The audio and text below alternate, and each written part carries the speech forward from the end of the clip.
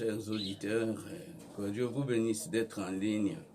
Aujourd'hui, nous parlons de la fraude.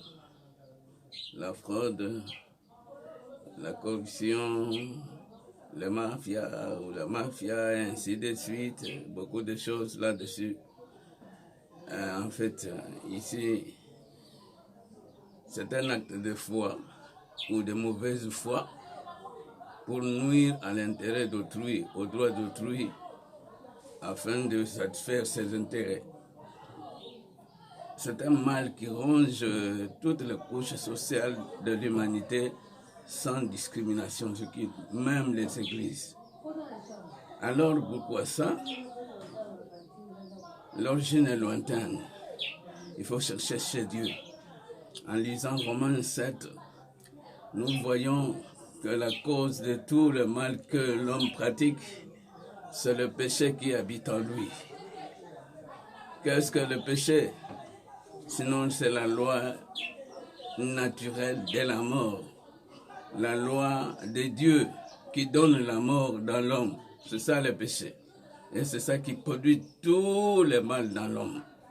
Alors, comment s'en sortir? Non, il faut retourner à celui qui a donné, qui a créé toutes choses, Dieu. Et c'est lui qui va donner la solution. C'est pourquoi Romains 8 va dire: il n'y a point de condamnation pour celui qui est en Jésus-Christ. Car la loi de l'esprit de vie, c'est-à-dire le Saint-Esprit, m'a affranchi de la loi du péché et de la mort. Donc, vous comprenez que toute la terre, enfants ou adultes, quelle que soit la race, la religion, l'église ou quoi que je sais, tout le monde est impliqué. Souvent on jette le sort au gouvernement, ce sont des politiciens qui pratiquent la fraude. Même dans les mariages, l'infidélité. La fraude, c'est-à-dire quoi? Une désobéissance devant Dieu. Toute déviation de la vérité. C'est ça la mafia. Dans les entreprises, on dévie les impôts, on falsifie les données. Partout, même dans la famille, l'enfant trompe, mente, donc le mensonge, quoi que ce soit. C'est tout cela que nous appelons frauder. Jésus disait à Nathanaël: voici un vrai Israélite dans lequel il n'y a point de fraude. Quand on fraude devant Dieu, pour les églises, les dîmes ne se donnent pas correctement. Le retard à l'église, l'heure de commencer, il n'y a pas de notion de temps. On commence quand, on termine quand. Oh non, l'esprit a conduit. Non, l'esprit est ordonné. Quand il donne 10 minutes, il faut faire 10 minutes. Au-delà de 10 minutes, vous faites 11. Vous avez fraudé. Comprenez un peu ça. Quand à la maison, maman donne des prétextes pour ne pas satisfaire papa, donc c'est aussi une infidélité. C'est la faute. Dans tous les domaines. Ce n'est pas seulement les politiciens, mais tout le monde. Un enfant, un politicien, un pasteur.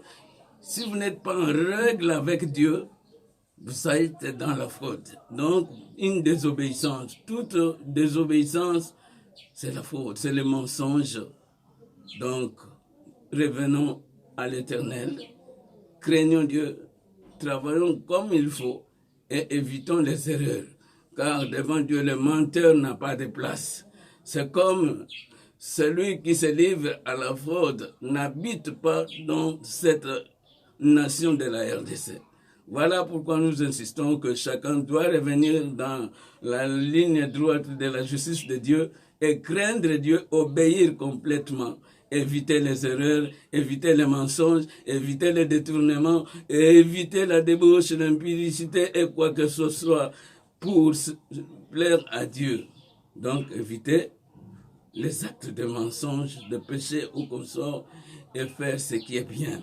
Dieu veut que tous les hommes soient sauvés et parviennent à la connaissance de la vérité. Donc celui qui les craint, c'est celui-là qui n'a pas de fraude. Merci beaucoup, chers amis. Je crois que vous avez compris ce que nous avons dit. Au nom de Jésus, nous vous bénissons. Amen. Amen.